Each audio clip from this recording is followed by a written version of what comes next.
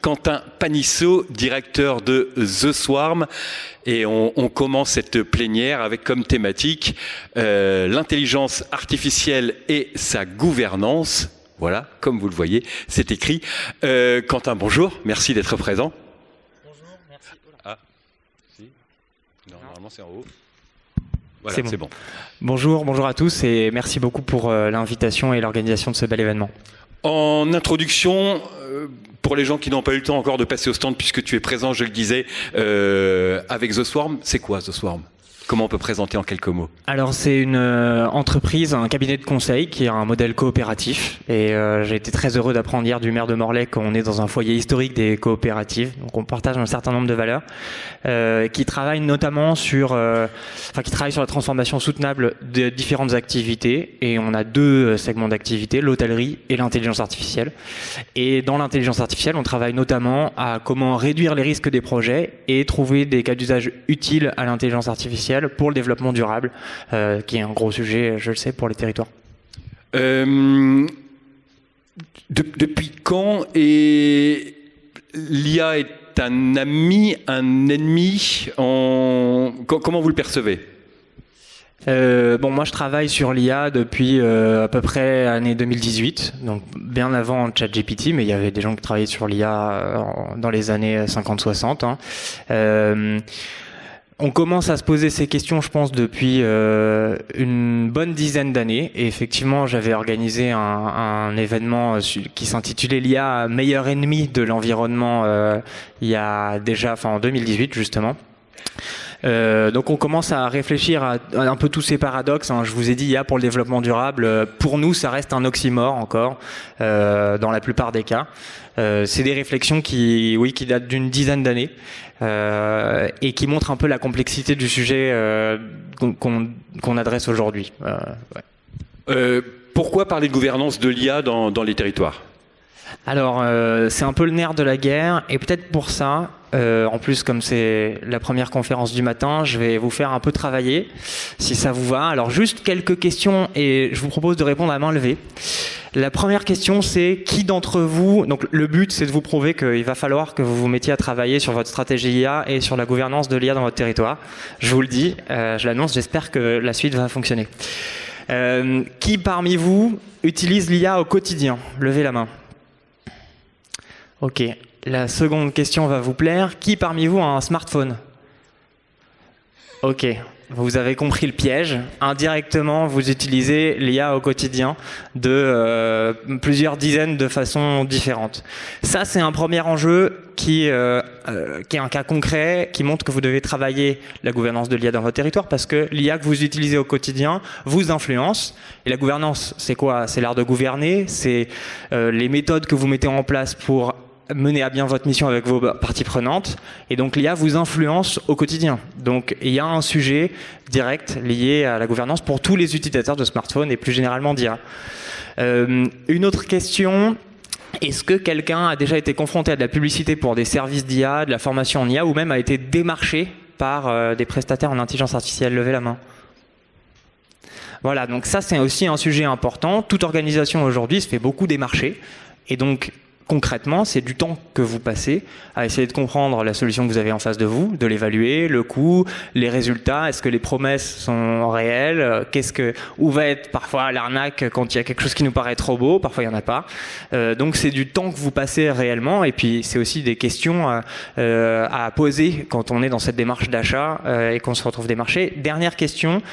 Qui a déjà été déçu par des résultats obtenus en utilisant un outil d'intelligence artificielle ?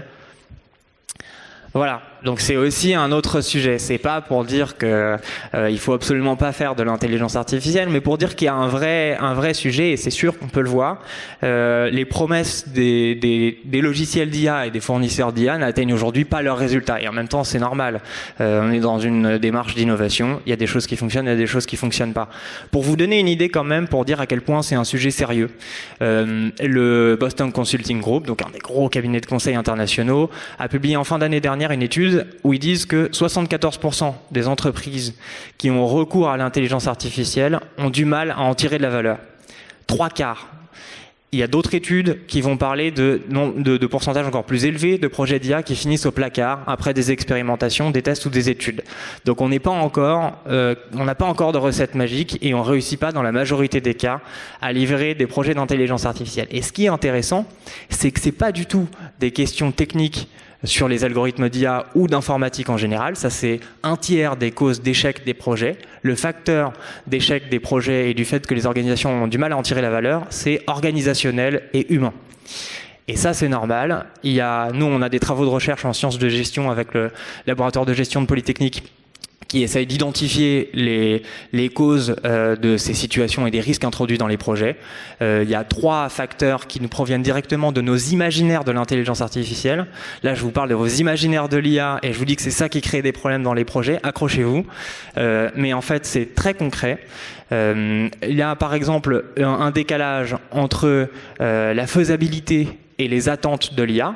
Très concrètement, on s'imagine que l'IA peut tout faire, mais la faisabilité technique d'un outil, je ne parle pas de chez vous bidouiller, essayer d'obtenir un résultat, d'un outil en production dans un de vos services avec vos parties prenantes, et ben là il y a un écart. Nos imaginaires produisent aussi un décalage entre l'injonction technologique et les besoins réels du métier.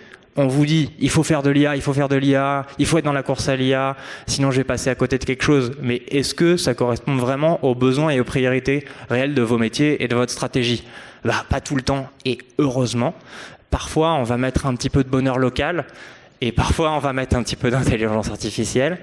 Et enfin, le troisième décalage, c'est entre expérience vécue et les imaginaires projetés. On s'imagine beaucoup de choses avec l'IA, et quand on est dans le projet d'IA, les résultats l'expérience vécue est complètement différente. Donc, ça, c'est des choses très concrètes. Voilà, on l'a vu quand vous leviez la main, des cas très concrets qui font que, à mon sens, il faut absolument s'intéresser à comment, déjà mettre en place une stratégie sur l'IA, même très très simple, même pour dire pour l'instant on fait que de la veille et on fait aucun projet parce qu'on a d'autres priorités.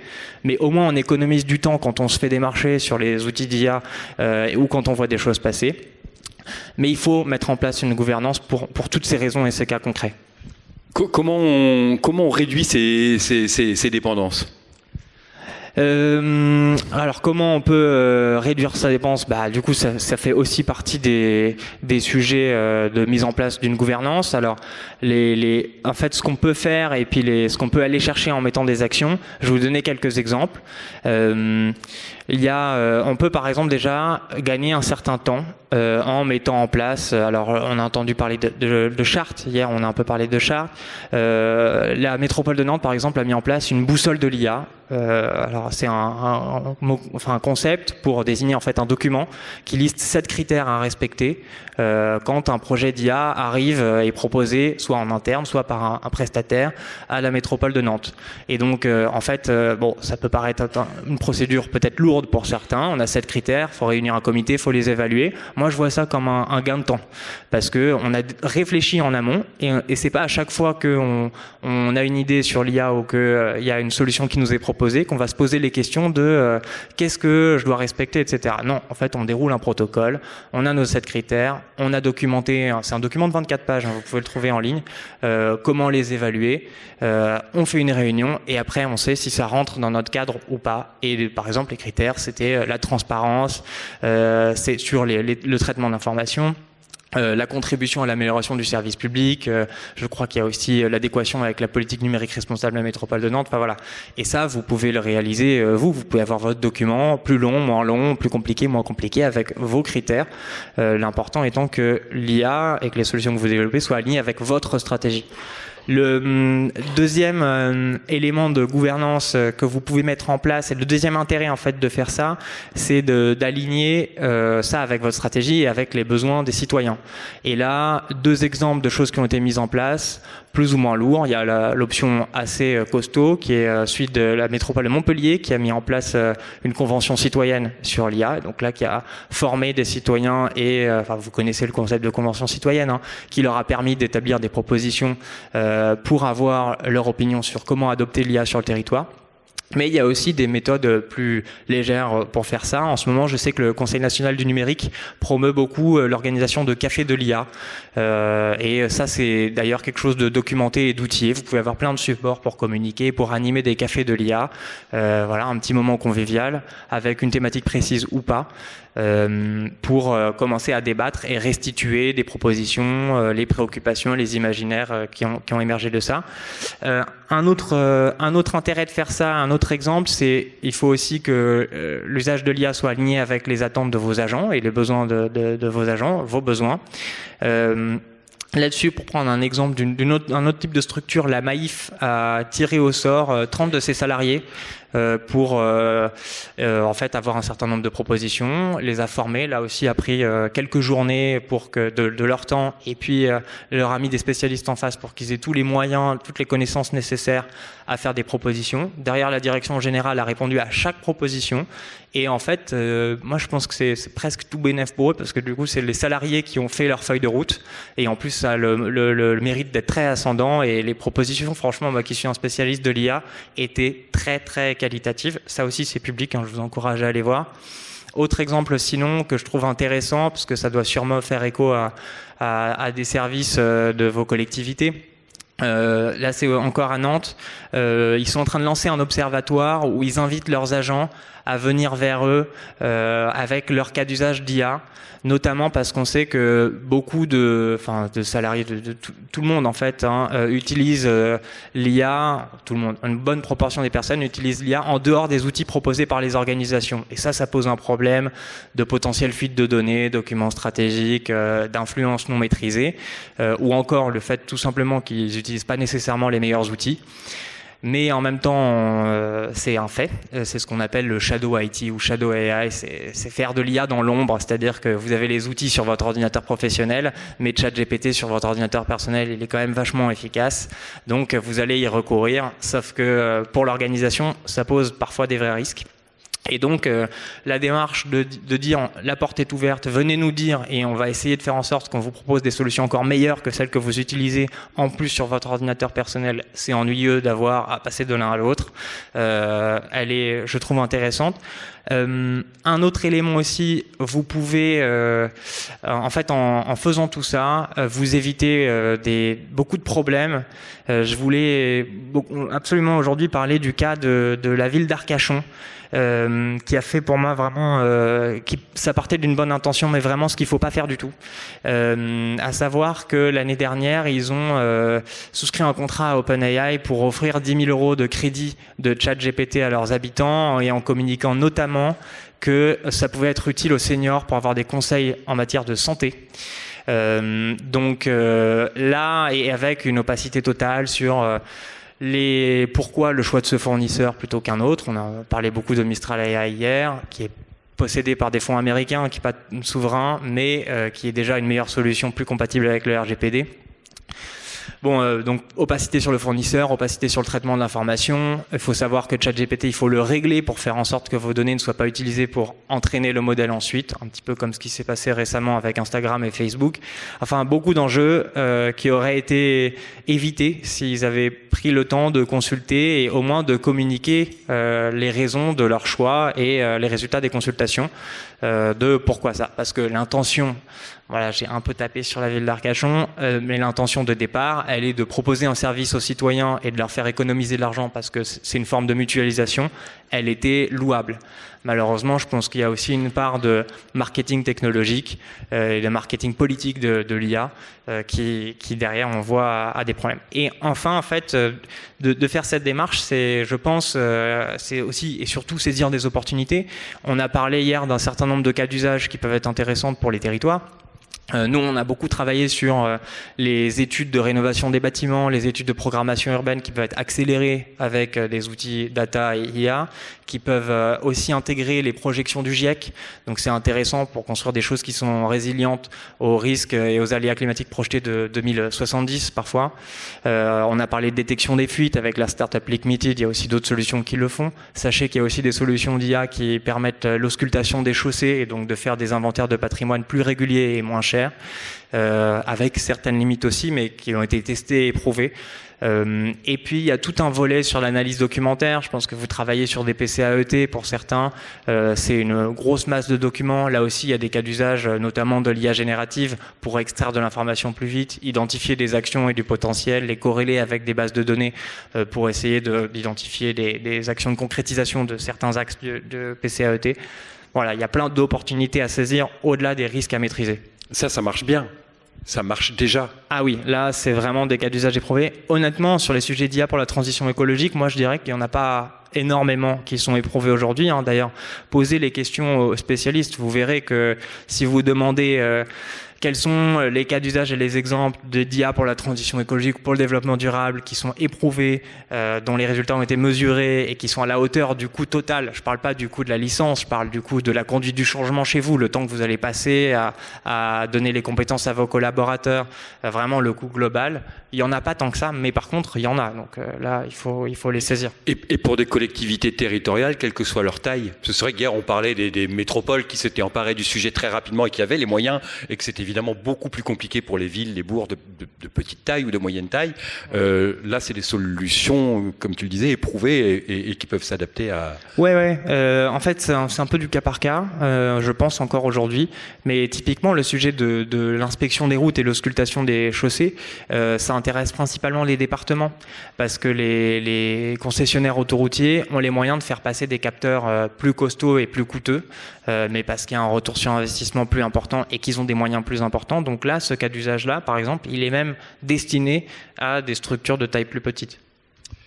IA et démocratie, tu l'as rapidement évoqué. Alors il y a des mythes qu'il faut casser. Tu en as parlé là de Mistral, où c'est vrai que dès qu'on dit Mistral, on dit presque Cocorico dans la foulée, alors que bon, c'est pas tout à fait vrai. Oui, alors bon, ça c'est un sujet très compliqué. Moi, je pense que fondamentalement, l'enjeu principal de l'intelligence artificielle, c'est la concentration des pouvoirs dans les mains de quelques organisations. Parce qu'il y a un certain nombre d'effets qu'on constate, je pense sur la désinformation, enfin il y a des marronniers, des défauts, entre guillemets, des limites de l'IA qui existaient déjà avant avec tout simplement Internet et les données. En revanche, là, il y a un phénomène de concentration d'un pouvoir d'influence, on le voit bien. Pour ceux qui étaient en atelier hier, il y avait pour le coup le cas assez pertinent du test de DeepSeek, le modèle chinois dont on voit qu'il censure une question sur Taïwan. Et ça, c'est quand même assez important. Donc, malheureusement, aujourd'hui, il y a quelques modèles et des travaux sur des modèles. Il y a Croissant LLM, il y a Linagora, des noms qui vous parlent pas, mais justement des modèles qu'on ne connaît pas, qui sont plutôt souverain. Mistral AI ne l'est pas parce qu'il est possédé par des fonds américains. Il a fallu un moment que Mistral et ses fondateurs français et les fonds européens aillent chercher des ressources pour arriver à concurrencer les autres. Et la réalité, c'est qu'aujourd'hui, ils les ont trouvés qu'aux États-Unis. De la même manière que les annonces du président de la République en début d'année de la construction de data centers de 109 milliards, c'est des fonds du Moyen-Orient et de Amazon en large majorité. Donc qui ne sont pas des fonds souverains, qui seront d'une certaine manière pas des infrastructures souveraines. Donc on a un véritable sujet de modèles qui ont une capacité d'influence culturelle et de défaut de souveraineté là-dessus. Maintenant, dans l'informatique, c'est dit comme ça va être un petit peu plombant. Maintenant, dans l'informatique, c'est comme ça. Aucun pays n'est souverain sur l'informatique. Les semi-conducteurs, ils sont produits en très large majorité à Taïwan. Donc même les États-Unis ne sont pas souverains là-dessus. Ils aimeraient beaucoup l'être, mais ils ne le sont pas. Donc c'est pas un drame. Maintenant, il faut jouer avec ses avantages et ses faiblesses. Et moi, pour revenir au territoire, parce que tout ça, c'est des sujets presque de géopolitique et internationaux, je pense qu'il y a deux volets un peu à cette facette. Il y a un volet, il faut être d'une certaine manière des résistants. Je pense qu'il ne faut pas tomber et je pense que vous avez vraiment les profils et les valeurs pour ne pas tomber dans l'injonction à faire de l'IA, dans le côté un peu bullshit et marketing et de se concentrer sur votre cœur de métier et sur des choses utiles. Et les trophées de l'innovation hier m'ont vraiment rassuré en ce sens. Et donc je pense que vous pouvez vous tourner plus facilement vers les cas qui vont vous aider à la gestion du patrimoine, à la gestion de la biodiversité, la gestion des ressources. C'est vraiment des cas d'IA qui ont un intérêt chiffrable. qui sont peut-être moins connus, mais voilà. Donc, faut être résistant et vous pouvez vraiment devenir les pionniers en fait de ces solutions pour la transition écologique, parce que la réalité, si vous prenez il y a l'université de Stanford qui chaque année fait une revue des investissements publics et privés dans l'IA internationaux. Moi, je m'amuse à les catégoriser un petit peu. La moitié des investissements vont dans le marketing, la surveillance de masse et le contrôle. Et il doit y avoir 1 ou 2% pour des sujets de développement durable. Donc en fait, il y a aussi un boulevard pour être les pionniers et les meilleurs là-dessus. Et moi, je pense que les territoires peuvent être pionniers de cette niche de l'IA, qui est l'usage de l'IA pour les métiers de la gestion de patrimoine et du développement durable. Pendant 2 ans, avec votre entreprise, vous n'avez pas travaillé avec les GAFAM. Oui, alors pendant 2 ans, on n'a pas travaillé avec les GAFAM, on n'a pas eu recours à de solutions de GAFAM. C'est plus le cas aujourd'hui. Non, mais c'est intéressant de dire que vous l'avez fait quand même pendant 2 ans, ce qui est pas. On a essayé ce truc très radical. Et là, ça va vraiment très très loin. Malheureusement, la plupart des structures avec lesquelles on travaille fonctionnent sous Microsoft 365. Et c'est beaucoup plus lourd en termes tout simplement de gestion des calendriers, des plannings, des équipes et de communication, d'avancer avec des solutions alternatives comme Nextcloud du coup qu'on utilisait et qui avait quelques limites, en tout cas à l'époque. Donc c'est sûr que nous, entreprises coopératives, petites entreprises coopératives, TPE, on va pas faire le changement de gestion de suite bureautique nationale et qu'il va falloir à un moment qu'il y ait un plaidoyer, une prise en main publique et une commande publique qui change un petit peu de braquet là-dessus si jamais on veut y aller. Mais oui, on s'est beaucoup intéressé à ça et de la même manière, en fait, bon, il n'y a pas que les GAFAM, il y a de manière générale, parce que par exemple, pour prendre un contre-exemple, les GAFAM ont des data centers très efficaces en matière de gestion de l'énergie et de l'eau. C'est eux qui ont les meilleurs indicateurs de performance de gestion de l'énergie et de l'eau. Donc c'est pas tout blanc et tout noir. En revanche, en termes de numérique responsable, on fait aussi énormément d'efforts et tout ce qu'on achète est reconditionné. Enfin, on est dans cette démarche-là, évidemment. On est référencé aussi en numérique responsable par l'Institut du numérique responsable.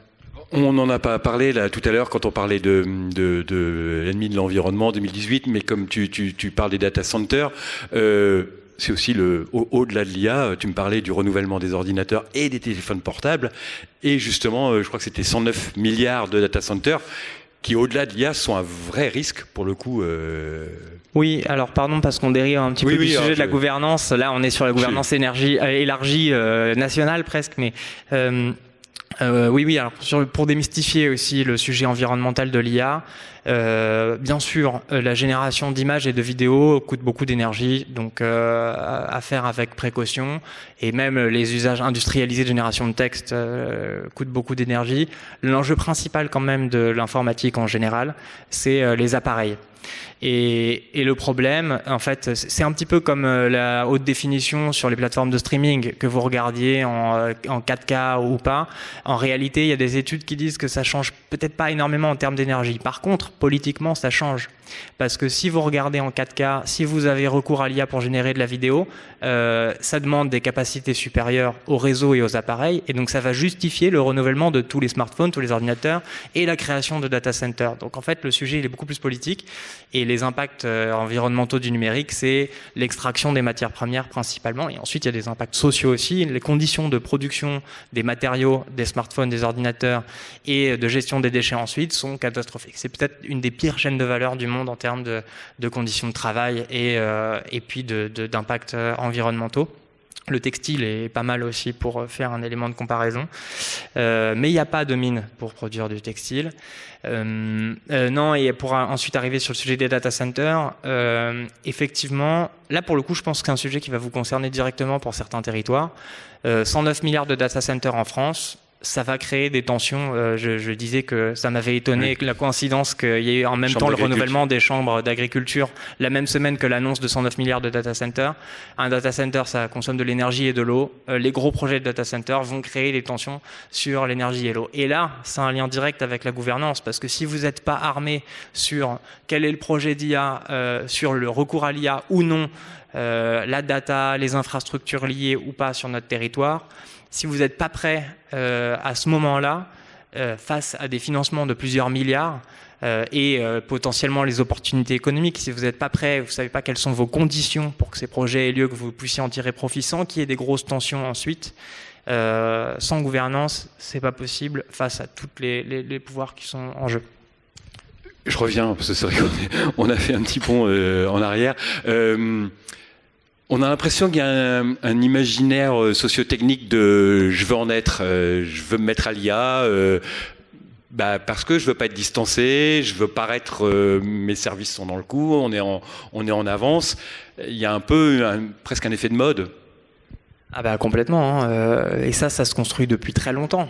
C'est la littérature et les films de science-fiction, c'est les travaux qui sont menés à la Silicon Valley, c'est tout ça en fait qui nous façonne et qui nous influence. C'est le flou sur le terme intelligence artificielle. L'intelligence n'est pas un terme qui fait l'objet d'un consensus scientifique sur sa définition. Il n'y a pas de définition scientifique de l'intelligence. Alors comment voulez-vous faire de l'intelligence artificielle, mettre l'intelligence dans une machine? On ne sait pas l'évaluer. Donc après, je veux bien, moi, du coup, avoir des débats sur est-ce que ça dépasse l'humain ou pas, mais en fait, scientifiquement, c'est vide. On ne peut rien dire. Par contre, on peut dire, oui, sur l'examen du barreau d'avocat ou d'un test de maths, tel type de modèle est plus performant quand on met 100 000 serveurs pour y réfléchir. En attendant, un bébé est plus efficace avec son cerveau pour apprendre à reconnaître des objets que les modèles d'IA et les robots aujourd'hui. Donc il faut raison garder. Effectivement, il y a un flou, il y a un imaginaire et l'IA, au-delà d'une transformation sociétale, c'est principalement un business qui utilise ce flou et cette tendance de mode aujourd'hui et qui est 500 milliards sur les 5 ans aux États-Unis et 109 milliards ici, et aussi des grosses mannes financières en Chine et ailleurs dans le monde. Et tous les appels à projets ont le logo ou l'intitulé IA dans leur nom. Ça, je le déplore. Donc nous, ce qu'on essaye de faire, c'est justement face à ce genre d'opportunités, on comprend aussi, on essaye il y a des vraies opportunités, des vraies avancées technologiques avec l'IA. On a envie de s'en saisir. Parfois, par contre, malheureusement, le fait que les appels à projets se tournent, c'était d'abord l'informatique, les applications web, puis la data, maintenant c'est l'IA. Nous, on essaye de faire en sorte qu'on puisse se dire, en fait, non, et on va vers une solution plus simple et plus frugale quand elle existe. Et parfois, en fait, d'ailleurs, la solution, là où vous pensiez à un cas d'usage IA, la solution, elle est même pas informatique. C'est juste un changement organisationnel qui sera le plus efficace. Je vais vous prendre un petit exemple là-dessus. J'ai travaillé chez Vinci, j'ai monté l'incubateur IA de Vinci dans mon expérience précédente. Le marronnier que les startups venaient me proposer, c'était la détection du port des équipements de sécurité sur chantier avec des caméras. Et donc là, ils proposaient un projet qui globalement était l'équivalent d'un temps plein sur site pour faire ce travail. Donc en fait, un chargé QHSE, un spécialiste de domaine.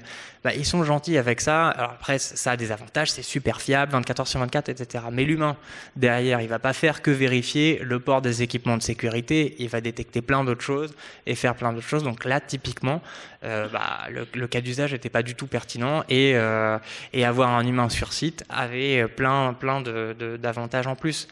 Donc oui, il faut malheureusement déplorer que le fait que les appels à projets aillent tous vers l'IA, ça répond à une catégorie de cas d'usage et de besoins, pas à tout. Et il faut savoir à un moment dire non et puis faire des choses plus simples et pas faire du tout informatique non plus en général. Pour terminer, le rôle des territoires justement qui ne se sont pas jetés comme ça sur l'IA, et je pense qu'il y en a plus qui ne se sont pas jetés sur l'IA que qui sont jetés sur l'IA, c'est quoi? C'est tu me disais un rôle de bon sens paysan, alors sans que ce soit péjoratif du tout, mais c'est-à-dire que c'était prudent et c'était bien vu que ce soit prudent. Bah oui, moi je pense vraiment en fait le plus important, si vous devez retenir une chose, c'est partez du métier et des besoins réels. Mais ça, c'est en fait quelque chose qu'il faut plus dire au monde de la tech, parce que vous, je pense que c'est très clair, vu ce que j'entends des élus et des équipes techniques ces derniers jours, vous parlez de problèmes concrets, quoi. Y a pas de et vous avez pas le loisir de faire autrement. Ça me paraît très très clair. Mais malheureusement, le monde de la tech, part de la tech, et donc vous êtes démarché, vous êtes sollicité, on va faire de l'IA.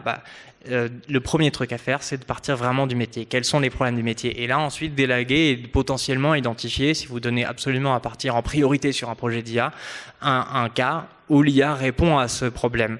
Mais il faut aussi être capable, je pense, de résister à ça et de dire oui, mais en fait, là, ce truc, ok, ça répond à un petit problème, mais c'est gadget. Donc, nous, on a d'autres priorités en ce moment et on va se faire gagner du temps en disant cette année, on fait juste de la veille sur ces sujets-là et rien d'autre et on refait un point l'année prochaine. Et voilà, on a une stratégie claire pour nous faire gagner du temps, pour essayer de saisir des opportunités, mais on ne se précipite pas. Donc, à la fois, un peu cette résistance face à cette injonction globale. Et je pense vraiment, moi je suis assez convaincu sur le rôle pionnier des territoires sur la partie IA pour le développement durable. Il y a pour le coup un appel à projet qui est très bon pour faire émerger ce type de cas d'usage, que je vous encourage à aller voir. C'est l'appel à projet de démonstrateur d'IA pour la transition d'IA frugale pour la transition écologique des territoires. Je vais y arriver. L'appel à projet DIAT, c'est un appel à projet qui est mené par la Banque de Territoire, la Caisse des dépôts, et qui s'adresse aux collectivités et qui, pour le coup, a fait émerger notamment les cas d'usage dont j'ai parlé précédemment sur l'eau, l'énergie, le bâtiment. Il y a même des cas sur la protection de la biodiversité, l'inventaire des arbres. Et là, je pense que les territoires peuvent être pionniers et c'est aussi un enjeu économique. Hein. C'est pas, quand je dis développement durable, il y a la partie environnementale et sociale qui est importante, mais la partie économique, ça s'exporte, hein, parce que les problèmes climatiques, on les a tous. Nous on a travaillé là, on est en train de travailler sur des études de programmation urbaine avec de la data climatique sur Mayotte. Les problématiques de Mayotte se retrouvent ailleurs et en fait il y a des choses qu'on a faites là-bas qui se retrouvent être utiles à la France métropolitaine aussi, donc ça s'exporte, ça peut dynamiser vos territoires, vos entreprises locales et puis faire briller les territoires là-dessus, ça j'en ai aucun doute. Mesdames et messieurs, Quentin Panisseau. Merci. Est-ce que vous avez des questions, des remarques? Ah, monsieur devant, j'ai plus personne qui envoie les micros. Ah bah tu es, pardon.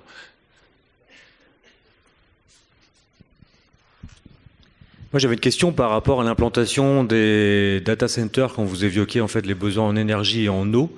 Je crois savoir qu'en Bretagne il ne va pas y en avoir. Je crois savoir aussi qu'on est une région où il pleut de temps en temps mais il y a beaucoup de ruissellement et donc assez peu de réserves en eau. Et qu'un mètre cube sur deux consommé à partir du mois de mars c'est déjà un mètre cube stocké. Donc je voulais avoir une idée sur une implantation data center quand vous parlez de beaucoup d'énergie et beaucoup d'eau. Ça représente quoi? C'est une commune de 500 habitants ou de 5000 ou de 10 000 pour juste avoir une idée en termes d'énergie et d'eau. Alors ça, je suis pas capable de vous donner la réponse comme ça à la volée. Effectivement, c'est ce qu'il faut regarder, mais on sait que ça a déjà créé des tensions ailleurs dans le monde et qu'il faut être vigilant par rapport à ça. En particulier, on n'a jamais créé 109 milliards de data centers en France. Donc voilà. Et après, pardon, parce que j'ai pointé que l'élément négatif, mais notamment parce que je sais que c'est des fonds étrangers et d'autres manières de faire les data centers qui arrivent chez nous. Il y a par contre plein d'autres manières de faire les choses. Il y a une entreprise qui s'appelle Carnot en France qui est spécialisée dans reconditionnement des serveurs et dans connecter les data centers à des réseaux de chaleur pour récupérer l'énergie. Et donc c'est pas pour dire qu'il faut pas les faire, hein, mais il y a d'autres manières de faire. Par contre, sur l'ordre de grandeur, je suis désolé, c'est juste que ça a créé des tensions ailleurs, mais il faut faire ça. D'ailleurs, sur tout ce dont on vient de parler, sur le blog de notre site, il y aura un article qui va rentrer un peu dans les détails de ce qu'on vient d'évoquer. Et ce que je vous propose, c'est, je vous donne rendez-vous pour un chiffre dédié. Alors là, l'article est déjà publié, mais sur nos réseaux, on va regarder ça et publier la réponse à cette question plus tard, parce que ça m'intéresse aussi.